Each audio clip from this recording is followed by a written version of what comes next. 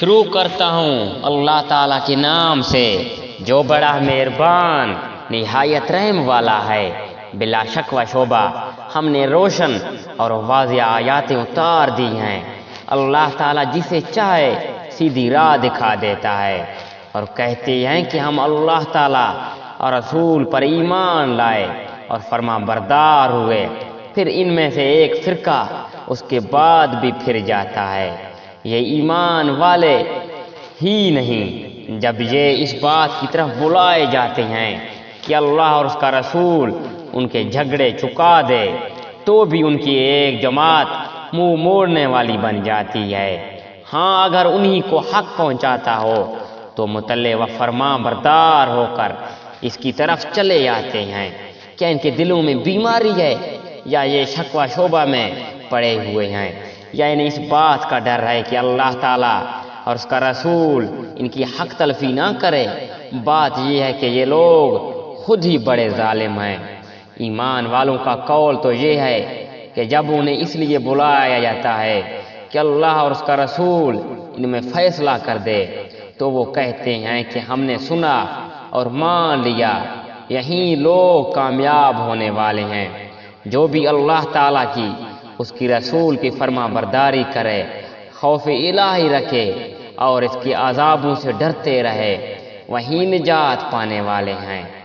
بڑی پختگی کے ساتھ اللہ تعالیٰ کی قسمیں کھا کھا کر کہتے ہیں کہ آپ کا حکم کرتے ہوئے ہی نکل کھڑے ہوں گے۔ کہہ دیجیے کہ بس قسمیں نہ کھاؤ، اطاعت کی حقیقت معلوم ہے۔ جو کچھ تم کر رہے ہو اللہ تعالیٰ اس سے باخبر ہے۔ کہہ دیجیے اللہ تعالیٰ کا حکم مانو، رسول اللہ کی اطاعت کرو۔ پھر بھی اگر تم نے روح گردانی کی تو رسول کے ذمے تو صرف وہی ہے جو اس پر لازم کر دیا گیا ہے، اور تم پر اس کی جواب دہی ہے جو تم پر رکھا گیا ہے۔ ہدایت تو تمہیں اس وقت ملے گی جب رسول کی ماتحتی کرو۔ سنو، رسول کے ذمے تو صرف صاف طور پر پہنچا دینا ہے۔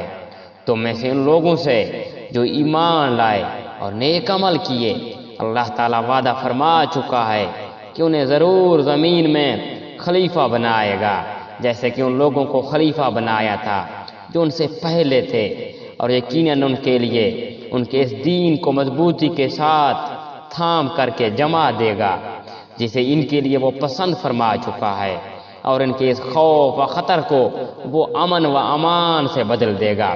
وہ میری عبادت کرے گا، میرے ساتھ کسی کو شریک نہ ٹھہرائیں گے۔ اس کے بعد بھی جو لوگ ناشکری اور کفر کریں وہ یقیناً فاسق ہیں۔ نماز کی پابندی کرو، زکوٰۃ ادا کرو، اللہ تعالیٰ کے رسول کی فرما برداری میں لگے رہو تاکہ تم پر رحم کیا جائے۔